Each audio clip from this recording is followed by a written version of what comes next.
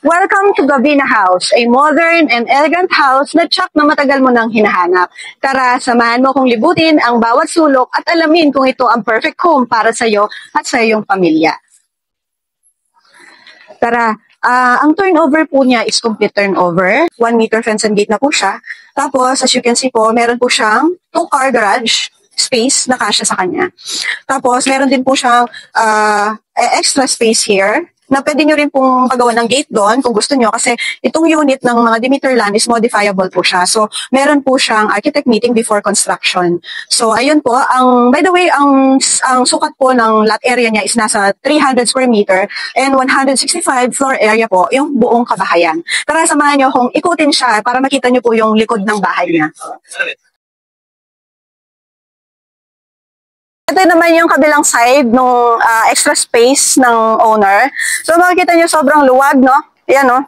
Luwag. So pwede pa kayo magpatintero dito. So ganyan siya kaluwag. So ito naman yung access niya going to dining area and going out to lanai. So ayan, dito pwede mo itong paggawang grass or garden o kaya naman pwede ka maglagay ng inflatable swimming pool pag meron kayong gathering o kaya naman pwede mo itong palagyan ng mga tent, you know, minsan pwede kayong mag-camping, napakalaki ng space, no? Lahat pwede nyo ipagawa dito sa malaking space na to. So, ikot tayo ulit sa kabilang angle. Okay, ito naman siya, no? The other side. Ito yung space niya, no? Ayan, laki. Tapos meron pa kayong another space here, oh. 2 meters perimeter po ng setback natin dito sa subdivision na to. So, makikita nyo, ang laki pa ng space. Pwede nyo pang gawin tong garden or kung dog lovers kayo o kaya yung mga pets nyo, kung anumang pets na meron kayo, pwede nyo gawin itong space para sa kanila. So here, kasama na po yung service sink niya dito sa labas. So pwede nyo palagyan ng laundry area over here or kung gusto nyong dirty kitchen, etc. pwede rin po siya. So meron po siyang access going to service area. So, ayan po yung access niya, no? Ikutin po natin siya. Okay, ito yung kanyang space para sa kanyang car garage. So, yung Gavina House, meron po siyang standard layout na kasama ang 2-car garage sa kanya. Pero as you can see, dahil pinamodify po ni client ang kanyang lot na may 300 square meter lot area. Napaka-spacious po ng, ng space niya. From here, pasukin naman natin yung loob ng Gavina House, no? Ang Gavina House ay meron po siyang 5 bedroom, 3 toilet and bath.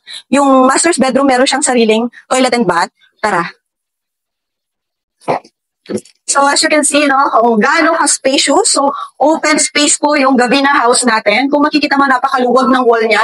Pwede natin siyang lagyan ng favorite paintings mo. Over here naman, pwede rin yung mga art ng mga anak mo. So this one naman, kung mapapansin nyo, nandito siya. Kasama po siya doon sa foundation ng bahay, no? Irreplaceable siya or hindi siya pwedeng tanggalin. Pero pwede mo siyang i-maximize. Pwede natin siya lagyan ng mga abubot dito, yung mga display, or kaya pwede nyo rin siya lagyan ng mga indoor plants na mga nakasabit dyan, no? Yung mga pwede sa mga low light lang na indoor plants. So, ayan. So, makikita nyo banda rito, madam.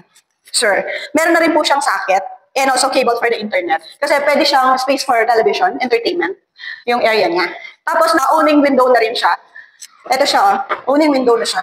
So ako, mas prefer ko yung owning kasi, for example, umuulan, no? Parang nagsisilbi siyang canopy. So, pag inopen mo siya kahit umuulan, lesser yung sprinkle ng water inside kasi naka-owning siya.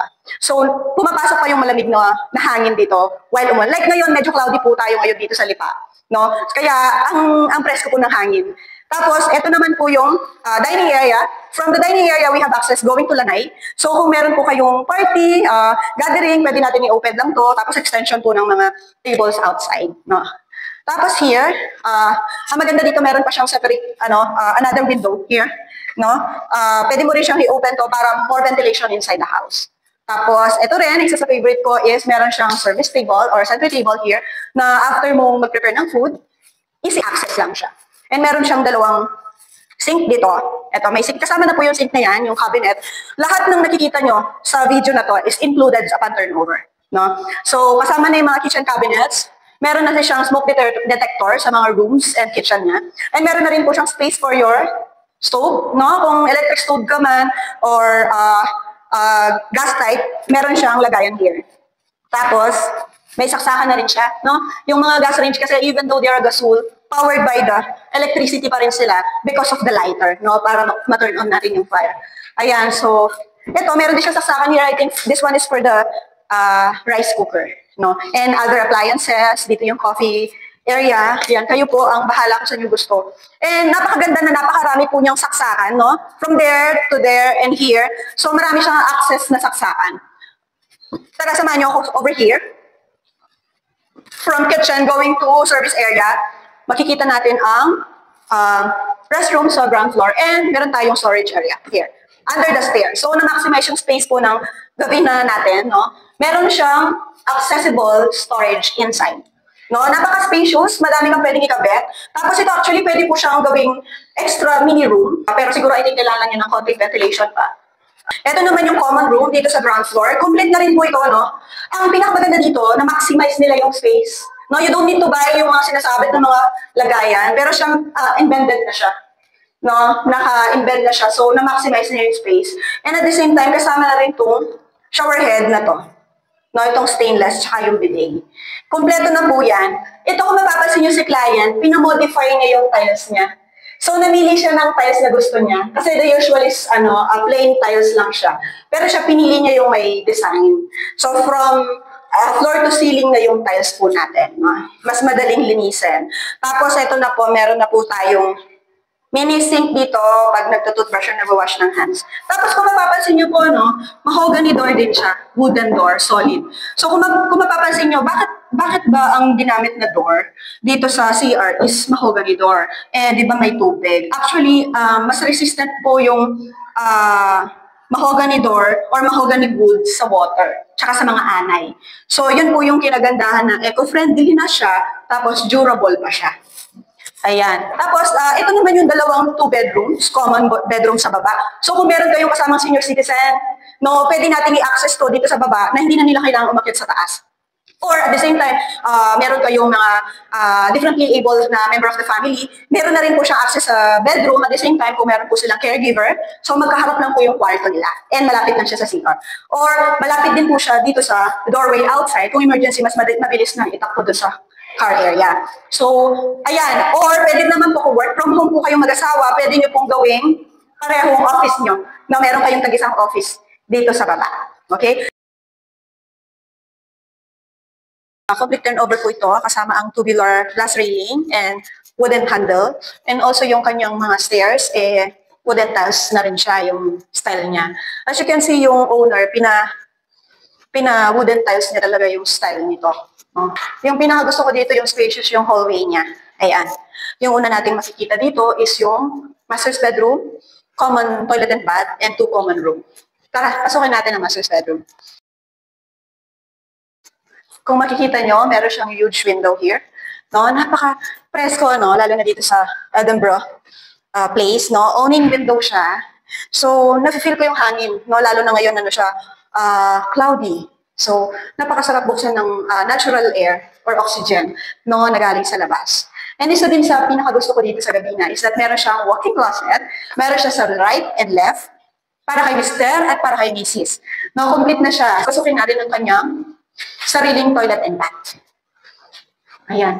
May kasama na siyang shower head, and meron na siyang minaximize na rin lagayan ng mga shower gel, shampoo, and conditioner, nandito na lahat, no? Tapos kasama na lahat ang turnover. So from floor to ceiling na rin yung tiles niya, and meron na rin choice si client. I think ito yung pinili ni client sa kanyang tiles. Ayan. Complete na po yung fixtures ng kanyang CR. Okay? So, puntahan naman natin ngayon ang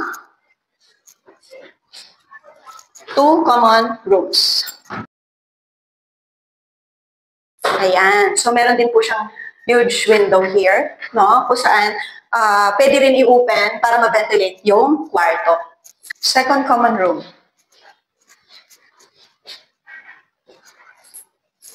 Ayan. Meron na rin siyang kasamang built-in cabinet, yung lahat ng kwarto. And meron din po siyang smoke detector sa rooms and kitchen.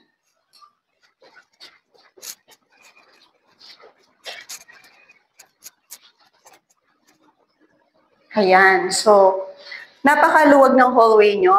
Going to our balcony. Tara! Maganda maganda dito sa balcony, no?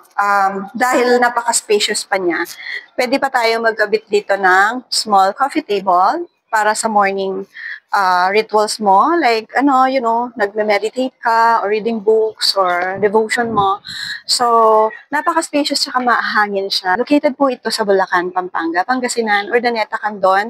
At meron din po tayo sa Laguna, Cavite, and Davao City. Kontakin niyo lang po ako, Saitan Gatwe. 0999-709-2500.